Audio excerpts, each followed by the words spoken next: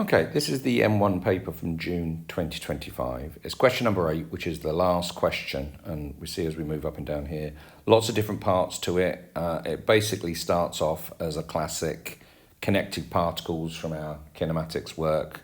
We're going to work out the equation of motion. We're going to find the value for this K here. We're going to find the force acting on the pulley. But then after that, a little bit of work on, a little bit of work here on impulse, and then the second part down here, the last part down there, is going to be SUVAT. So let's have a look at the question, because it starts off fairly classically.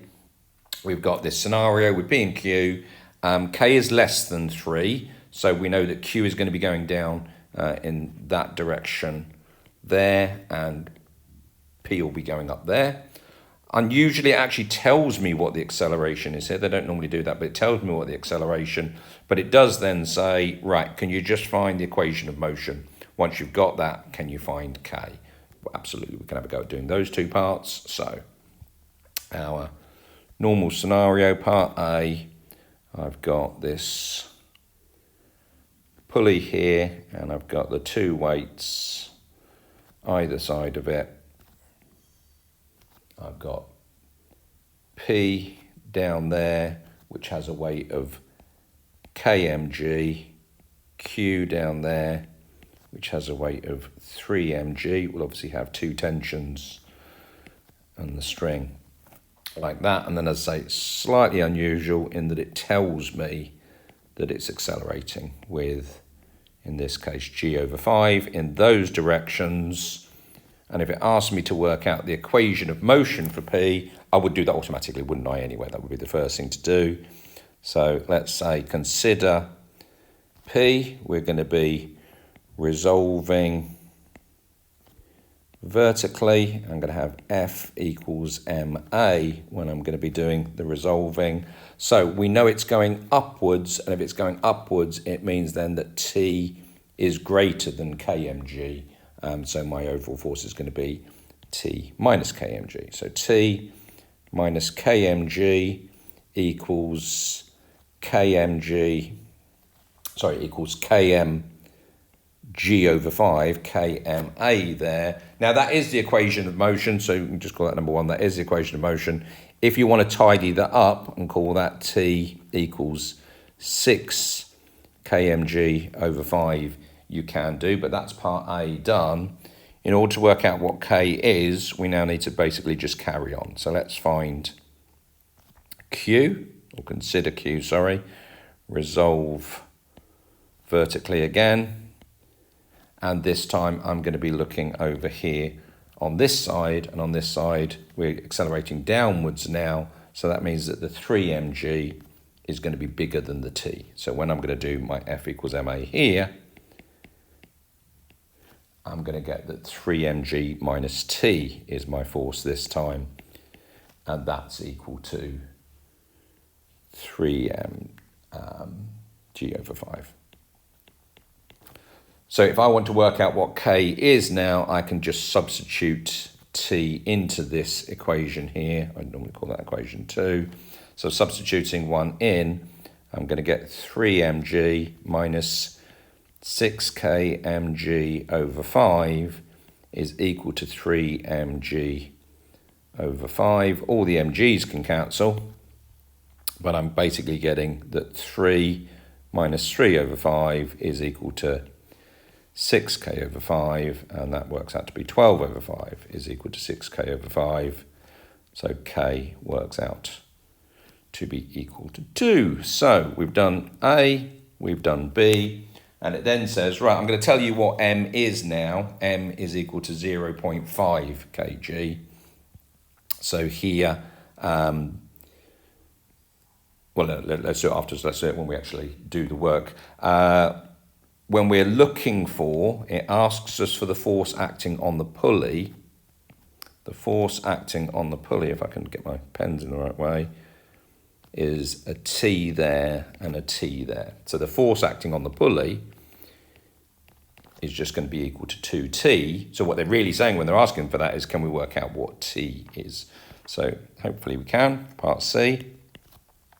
So for part C now, they've told me some information, haven't they? I've got that M is equal to 0.5. I already know that K is equal to 2 because we've just found that. So T was equal to 6K mg over 5. So that's now 12, 0.5 g over 5. Or in other words, that works out to be equal to 6g over 5.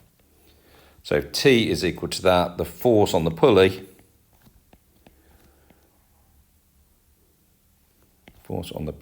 is equal to 2T, so that's 2 lots of 6g over 5, which equals to 12g over 5, and if you want to, you can put that, they haven't specified, so it's up to you how you want to write it down. You could write it down as 24 newtons. Either of those two would be okay.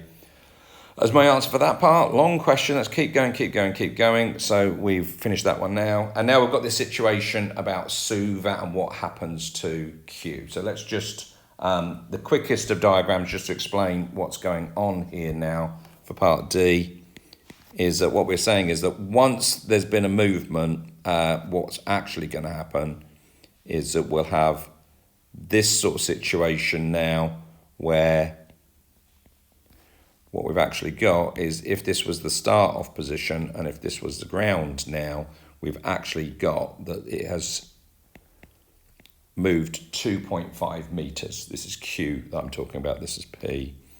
This is Q. So let me do a SUVAT for that. What do we know? We should know plenty of information. It says that it traveled 2.5 meters. It set off from rest, obviously. V is what I'm going to be looking for here. A is equal to G over 5. T I'm not interested. So what I want to know is from the point that it started to when it hits the ground here, so say this is the ground here, what speed will Q be doing when it hits the ground? So plug that all into V squared equals U squared plus 2AS. So we're going to get V squared equals 0 squared plus 2 lots of G over 5 all multiplied by 2.5. So V squared actually works out to be equal to G and V works out to be equal to root G. So what are we then saying? What we're then saying is that this particle, when it hits the ground, again, do another quick diagram here, what happens is when it hits the ground, it's going to be traveling with root G, and in the question, it tells me that it rebounds with a speed of 0.4 meters per second, and it's asking me to work out the impulse. So if it's asking me to work out the impulse, I'm going to take my impulse here. There's going to be my impulse.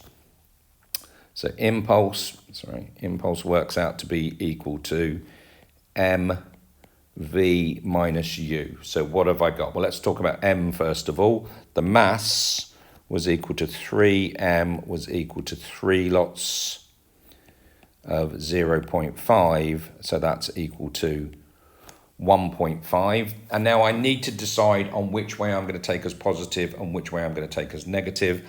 I'm taking positive as being the same way as my impulse there, which means that my this one will be 0.4, but this one will be minus root G because it's going in the opposite direction. So my impulse is now going to work out to be equal to 1.5, and then in this particular case, 0.4 minus root G.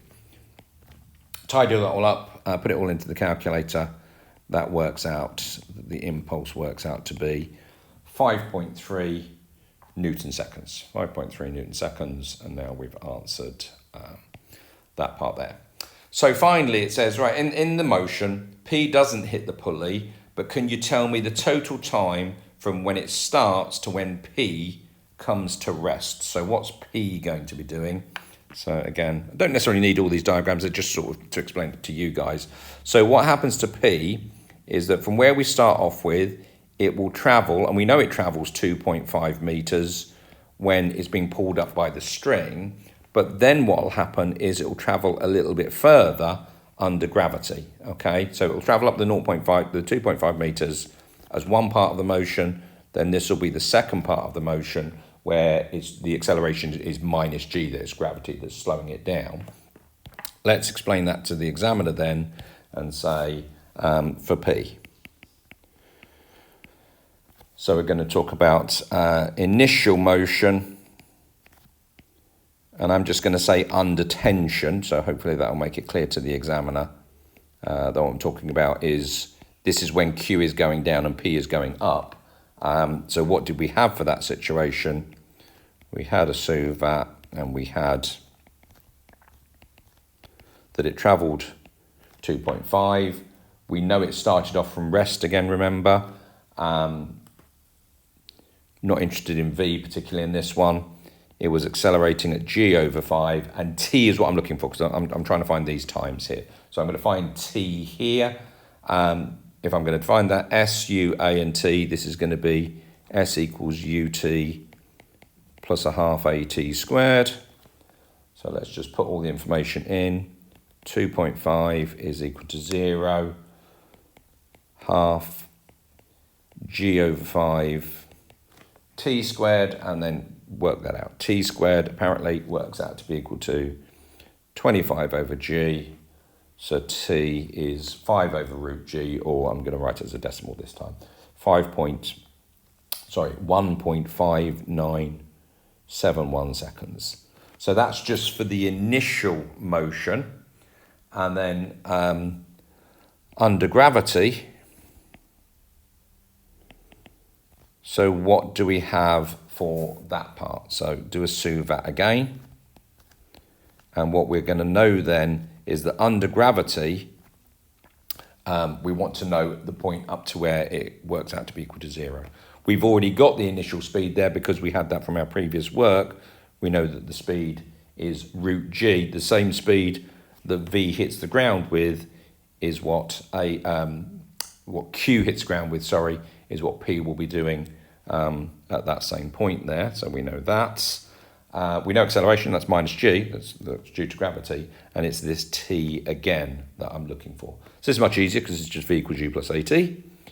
So V equals u plus at is going to give me, we know that it comes to rest there, root g minus gt. So t, rearrange it, t will work out to be equal to root g over g, but we don't care about that, we just care about the decimal value of that. That works out to be 0.3194 seconds, and then the total time is those two added together. So total time is those two added together, which works out to be equal to 1.92, but two significant figures, 1.9 seconds is the time for all of that motion. So yeah, long video, long question. You might need to go through it a couple of times, but hopefully eventually it'll make sense to you.